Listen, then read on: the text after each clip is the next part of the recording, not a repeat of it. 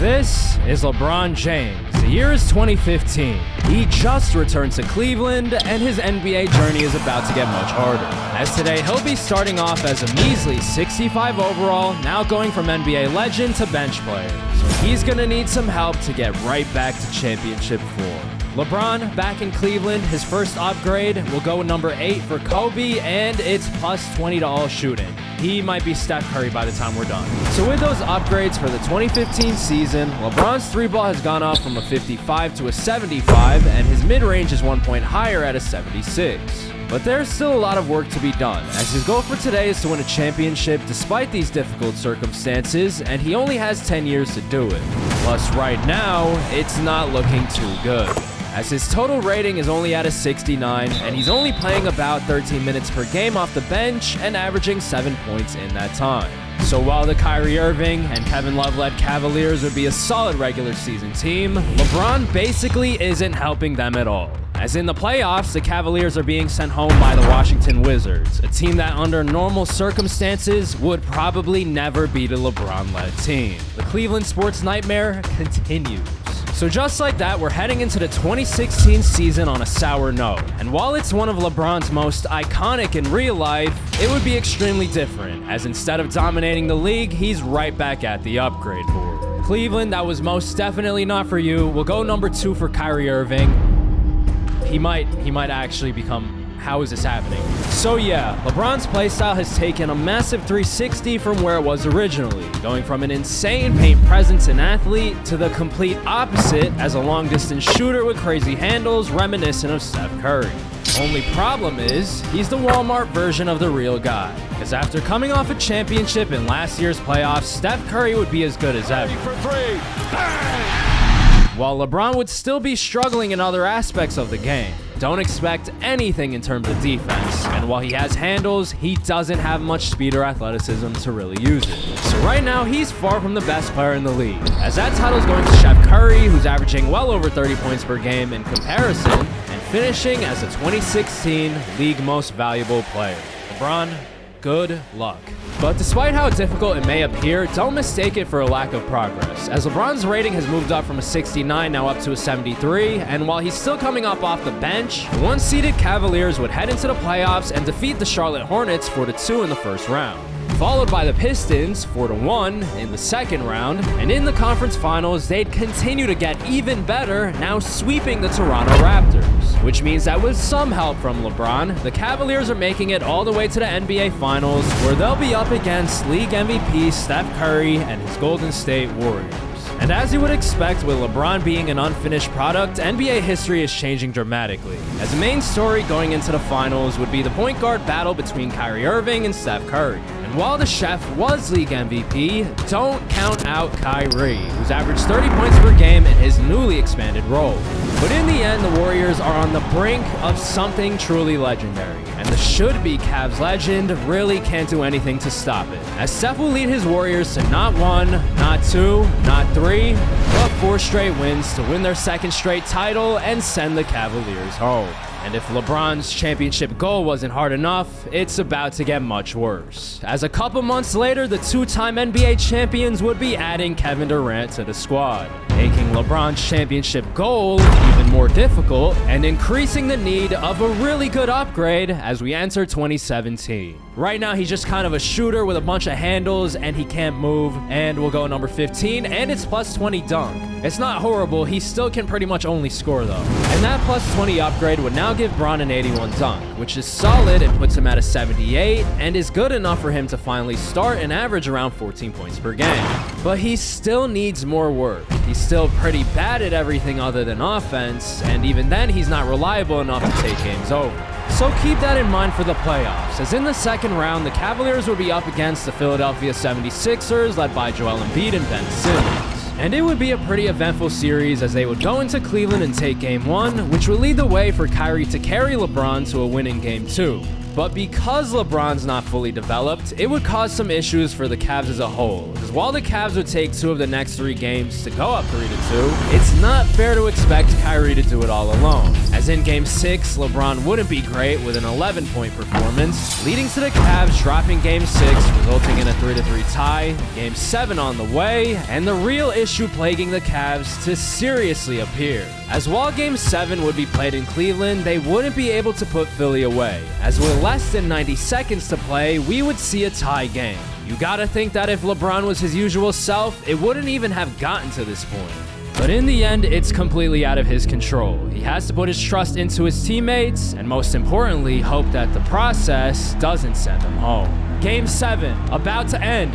Embiid to the basket, bullies Kevin. Why is Kevin Love on Embiid? They have Kevin Love at the 5. That's probably going to end well. Kyrie to the basket, right past McConnell. The layup's up and in. We're back to a tie game. If Philly is smart, which it's a 2K AI, you can't really rule anything out, they would just pass it down to Embiid every time. Kevin Love almost gets to steal. Over to McConnell. McConnell back to Embiid. Embiid posting up on the right block, gets right below the basket. It's way too easy. Kevin Love might be the reason why Cleveland loses this game, but Kyrie's gonna go right to the basket. So as you can see, there's really no reason to worry about Kyrie. The real question is LeBron. While in ordinary circumstances, he would definitely be able to match up with Embiid. Right now, he is far from the best player on the floor. And Embiid right now, he is absolutely frying Kevin Love. I almost feel sorry for him. If only there was another superstar able to carry the load for Cleveland. Hint, hint. Here we go. Kyrie with the ball. LeBron is standing in the corner. Kyrie getting the screen from Tristan. Tristan to the basket. Tristan with the dunk. And we are all tied up yet again. 19 seconds left. The second round is going down to the wire. It would actually be a huge upset if Cleveland wound up losing, because they are the #1 seed. McConnell with the ball. I would assume that Embiid's about to get it here, but you never know. Could also be Ben Simmons, who's also wearing the wrong number. No, it's going to be Embiid. Here we go. McConnell, or maybe not. He's trying to be the hero. The short jumper, and it's probably over because they don't have a timeout. Kyrie needs a miracle. Oh my God! No, it didn't count. It didn't count.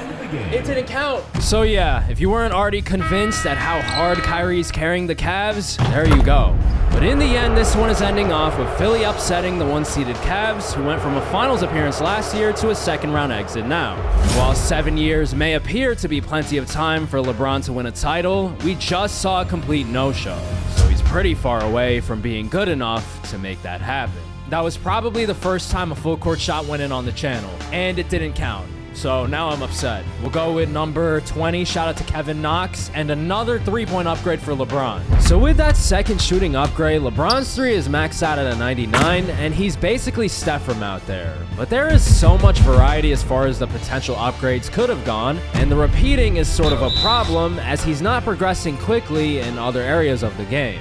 But worst of all, he'd be losing the man who's carried the Cavs so far to this point, as Kyrie Irving would be taking his 30 points per game self to Boston, forcing LeBron and Kevin Love to take on even more responsibility.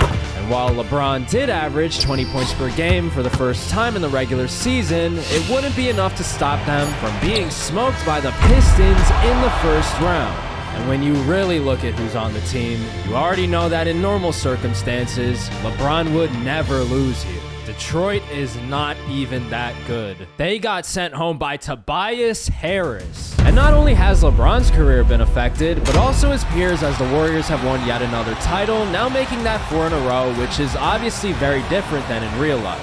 But to focus back on the man himself, as we head into the 2019 season, he would be heading out west to Los Angeles for a fresh start. But with him getting yet another repeated upgrade, that's gonna max him out. Combined with the fact that the Lakers have an extremely young squad and a bunch of strong personalities surrounding the team. Are you saying Lonzo better than LeBron? Yes! You already know that LeBron is not having the best of times, as while he's actually at a very respectable 86 rating, there's no way the Lakers are going to be good with a bunch of 20-year-olds surrounding him, as they'd win a mediocre 40 games on the year and head into Houston for the playoffs as the 8th seed, and eventually get step-backed and Euro-stepped on by James Harden, who not just send LeBron home, but sweep him as the cherry on top. Upgrades or not, LeBron is getting closer and closer to his normal form. But he needs help when that happens, and there's only so much time left.